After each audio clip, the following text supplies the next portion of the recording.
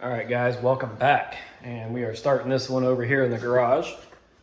Got the rear end back over here. And you obviously saw where we left off with this thing. So if you haven't, go back and watch the previous video on it and you'll get to see. Got the axles over here. As you saw, we got the new bearings and keepers on them. And they're all painted up. And here's the third member. So as you can tell, it looks like a red oxide primer. It's actually not. It's actually a color called rusty brown, I believe is the name. That's what Pontiac used from the factory. So we got that all painted, or Dad got that all painted and done. So we're pretty much ready for that to go in. And we got all the brand new gasket, and obviously already got the new axle seals in it and ready to go. But I also believe for this rear end, as you can tell, it doesn't have a drain. So they make that company, Fabcraft, actually makes a drain plug kit, and I think he bought that, so that's probably next on the list, is going ahead and getting that drain plug kit knocked out and done while the rear end's out. That way if there's any metal shavings, we can get them out. So not sure what you'll see next, but that should be the next step on the rear end, is the drain plug kit, and then getting the gasket on it and dropping that third member in, getting the axles thrown in it with the axle retainers and the backing plates, and get the brakes all assembled and the drums and all that fancy stuff, so we know how everything's going to sit on the car itself. Okay, finally back on this rear end, and Dad's coming over. We're going to get our center point here on the bottom side and get this thing drilled and get our drain plug put in. So we'll take you along here on how we center it up and we drill it, and we'll get this thing set in there according to the instructions and weld it up. Okay, there's our center. We came off of that outermost bolts on this outside, which are 10.5, which put us at 5.25, and then here to here was 1.75 for the center.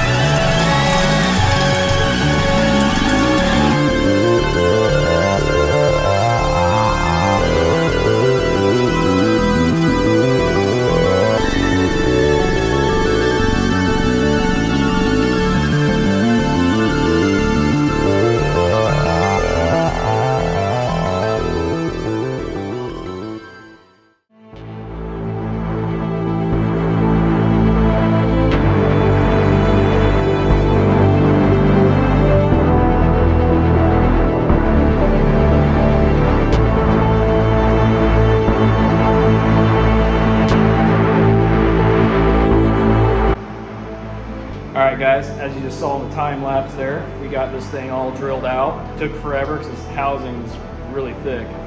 But I even beveled the edges just a little bit. This thing comes in from the bottom. And I'll weld that in. It's nice and flush. So we'll go ahead and set you guys up so you can see me weld this thing in. And we'll show you the finished product once we get the actual plug put back in it. So here we go.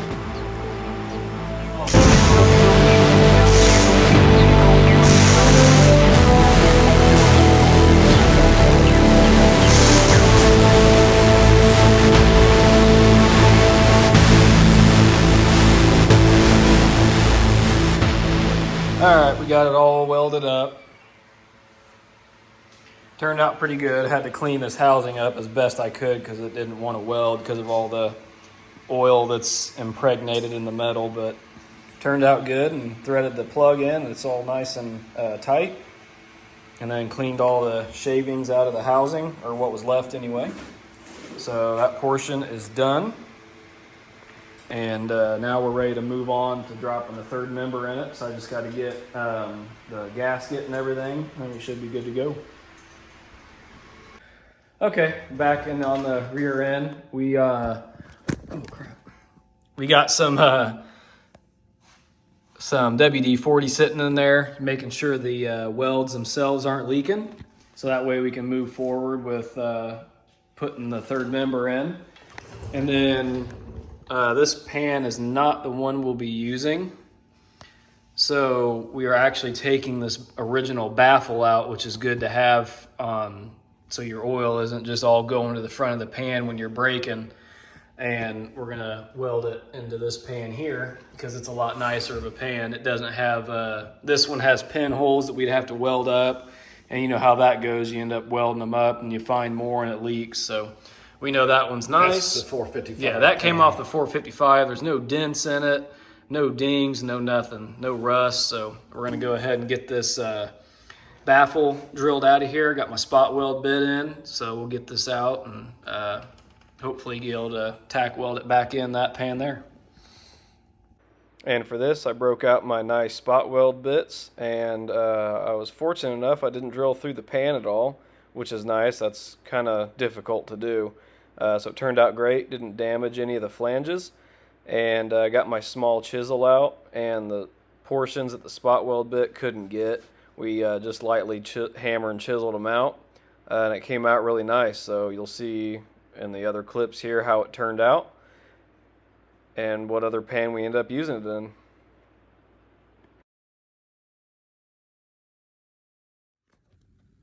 And there we got the baffle all drilled out and didn't go through the pan, so we can clean those up and reuse this pan.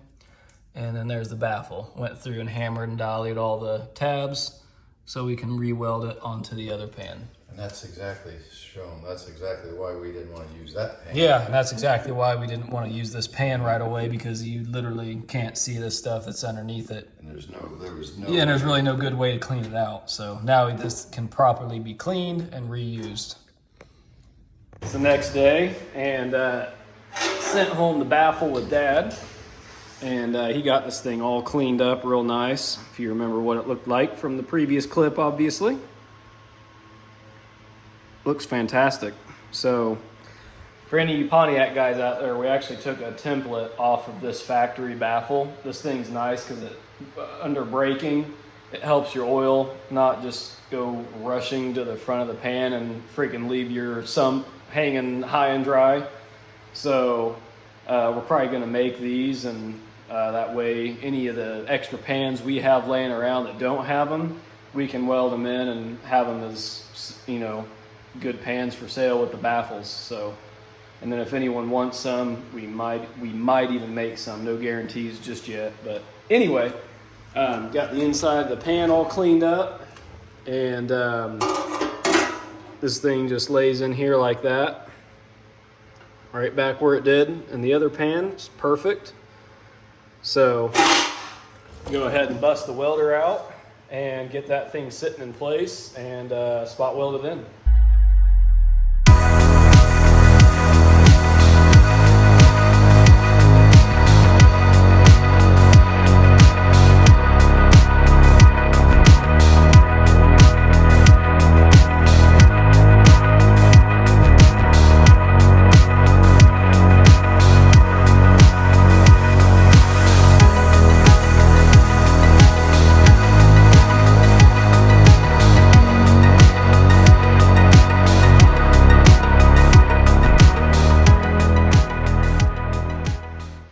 All right, guys, there it is.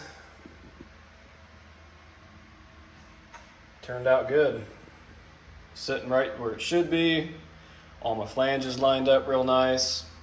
And just like with any spot welds that you've had to drill out previously. As you could tell in the time lapse there, I did have to, once I welded one or two of them in, I kind of took the hammer and lightly tapped on those tabs, get them seated up just right. That way you get a good spot weld. If you have a little gap in there, you always run that risk of either A, not getting a good spot weld, or B, popping off later on. So turned out really good.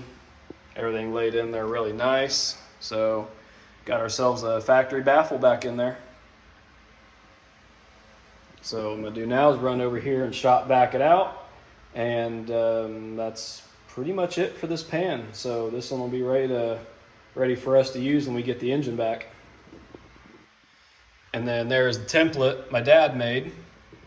So this thing ought to be perfect. So what we'll do is make that out of some of my sheet steel I got laying over here for that pan. That pan's got a little crack in it. I got a weld, and he's got another pan with a couple pinholes in it I'm going to weld up as well, and we'll probably do baffles in both those pans and see how well this template turns out, and bead roll them and everything and see what it does. But anyway, I'm going to go get this one cleaned up. All right.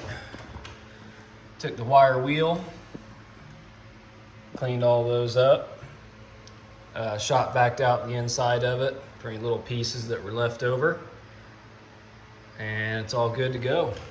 Turned out nice. So now we got a really nice pan with no damage, and just a really straight pan, no damage at the oil drain plug area. You know, a lot of these people jack their cars up by the pan or whatever it may be. This one's in really good shape. But anyway, that's that with the baffle. So I think we're going to end it off there for this one. I know you saw us do some rear end stuff and get this drain plug put in, so I'm sorry we didn't get the third member set in just yet. And I wanted to go ahead and get a video out since it's been, I don't know, 5 days or so. 5-6 days, wherever it's at, and I just wanted to go ahead and get a video out, the progress we've been making. Here's a view of that drain plug from the inside.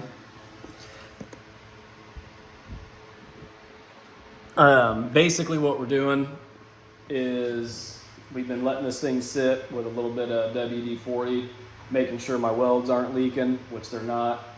And everything's turned out pretty good. So whenever Dad comes over, we'll be ready to seal this third member up with the gasket and set it in place, get the axles put in as well as the backing plates. I think all that's left is getting the backing plates cleaned up and painted, and that's probably what the next video will be, is getting this thing all finished up and potentially getting this car positioned up on jack stands so we can get that old rear end out. So I think Dad's going to order new leaf springs and the purchase for this, so we can, once this thing's all put together, we'll be able to start mocking it up, get our pinion angle, get it, you know, set from side to side and all that fancy stuff. But anyway, it's going to do it for this one. So remember to like, comment, and subscribe, and we'll see you guys in the next video.